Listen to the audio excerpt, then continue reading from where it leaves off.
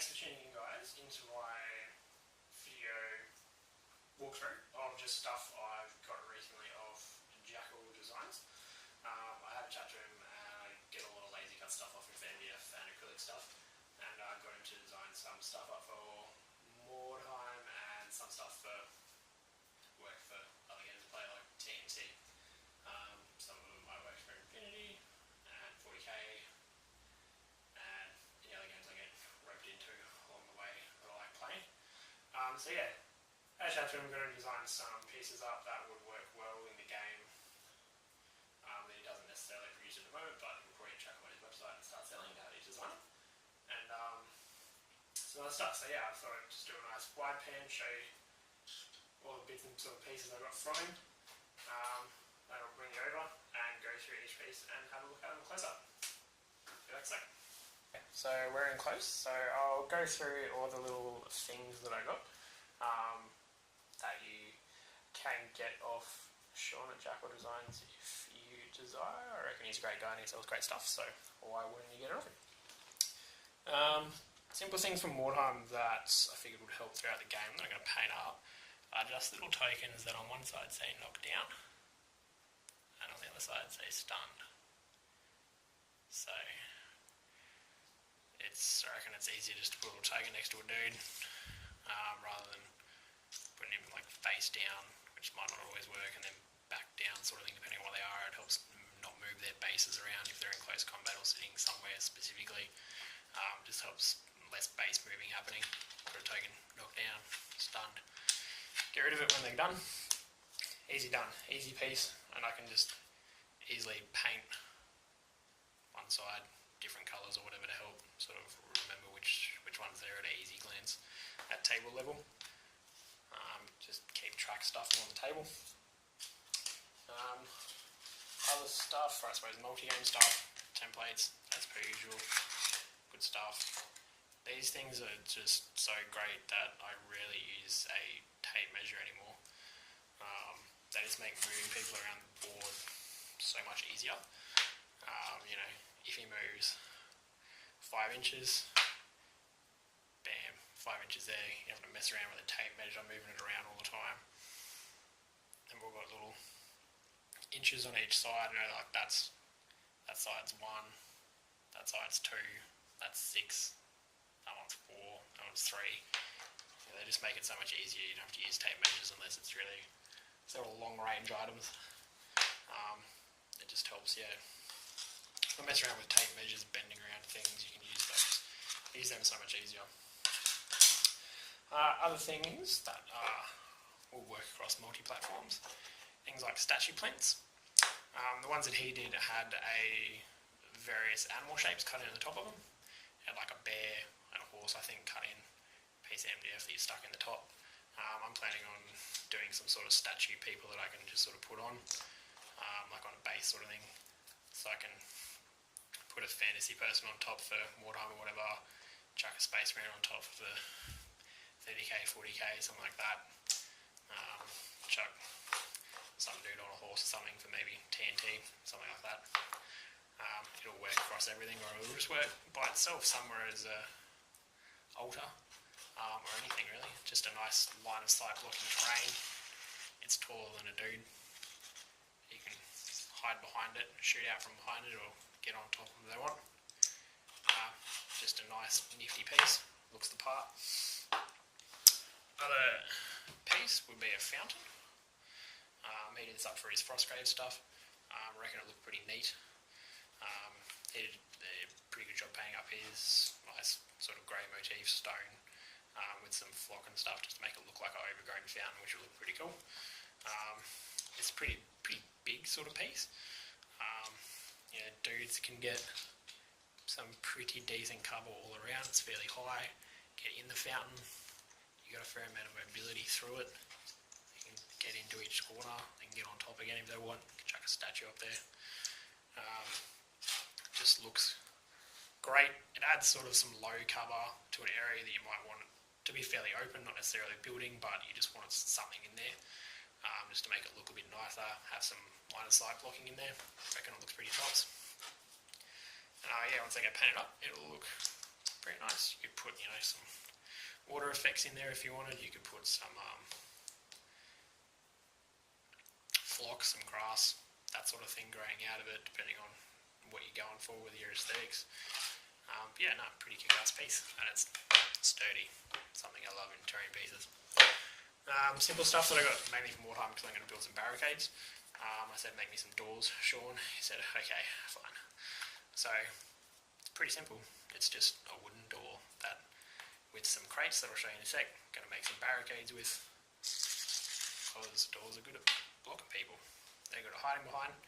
And the thing that I love about all the wood that he does is you can see through it. So it really makes it look like old pieces of wood, sort of falling apart. It just looks really cool. You can see the light coming through. Some extra wagon wheels off some wagons I'll show you in a sec. Again, chuck it on a barricade with some boxes. Just do a good job of some line of sight blocking terrain. Ladders, whole swathe of ladders that he's done up because you need lots of ladders in Mordheim, and I'll probably end up using them in TNT as well in Ruins. They work great. They're about the size of the square base that comes with the Warhammer Fantasy kits, so it works pretty well for scale. They're not sort of overly huge. They're nice and simple. They'll fit into sort of smaller cracks. They're not too wide for ladders. They might not be able to go many places. He cut these out for that sort of length, so I could do sort of 2 stories high sort of thing, and end up probably going because they're pretty long. If you wanted them shorter, you can cut them shorter. You can just snap them in half really. Cut them in half, get the weather look going on. Next part is Sean really originally marketed them as, he sells them as fences. So they go like that, and all of the wood bits, it's all laser cut like that, and it's all joined. So it's just like that all along, and you glue it to these horizontal parts, and you glue it to a base, and you've got a fence. I just asked for those parts and those.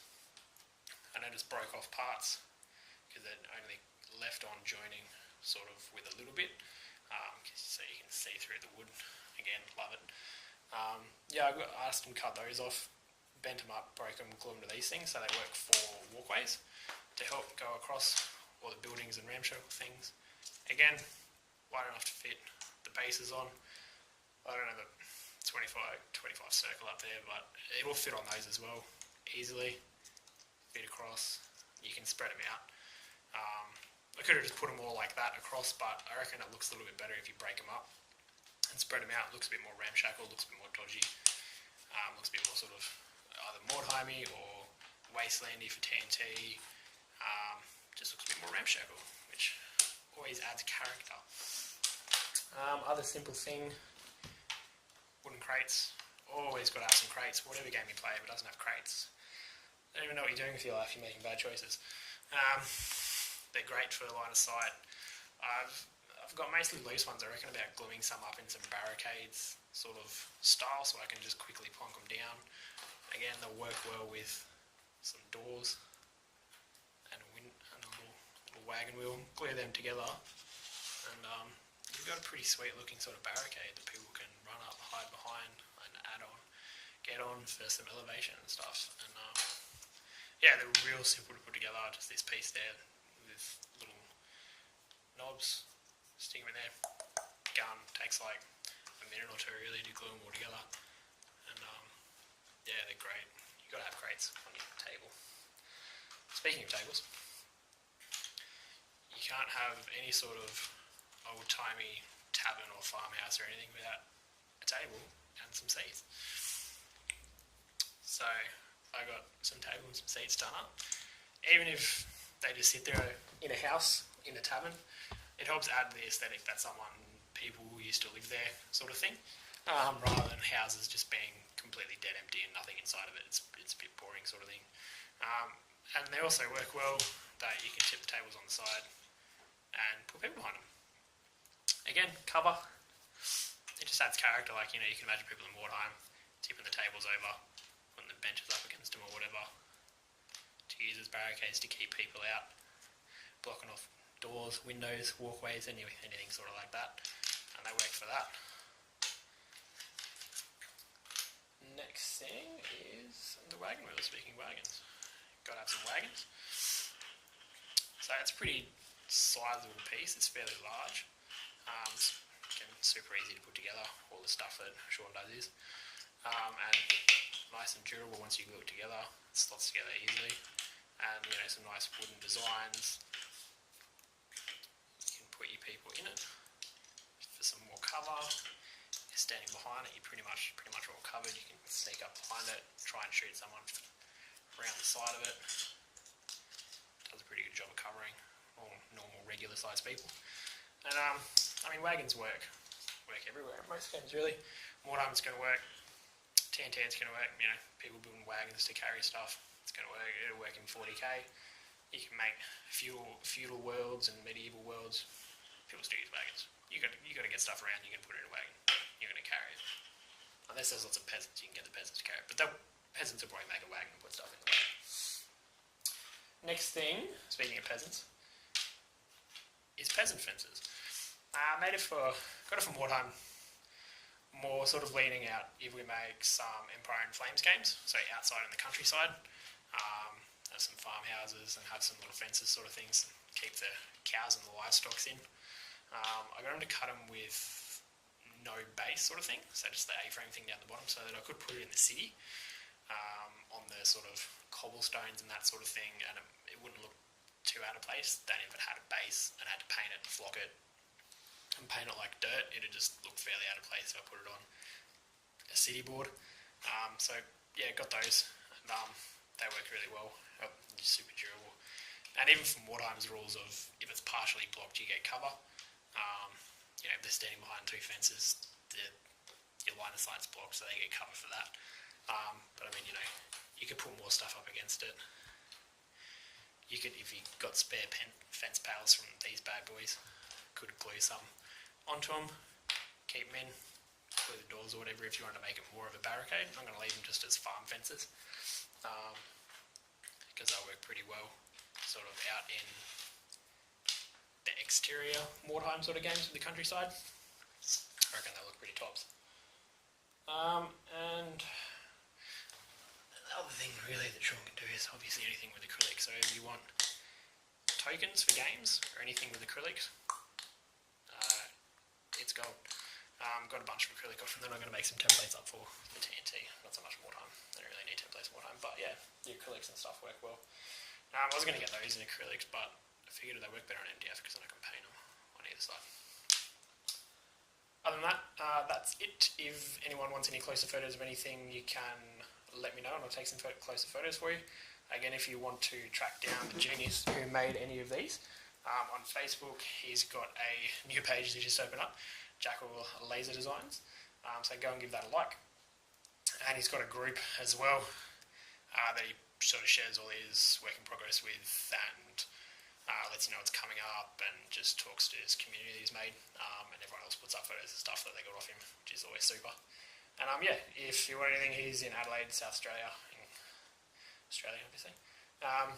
He does great work, and if you need anything for MDF or acrylic, he will happily help you out. He likes selling people MDF crack. He's my local MDF crack dealer, and he does a pretty good job of supplying me. Thanks for tuning in, guys, and if you have any questions, let me know. Otherwise, talk to you next time.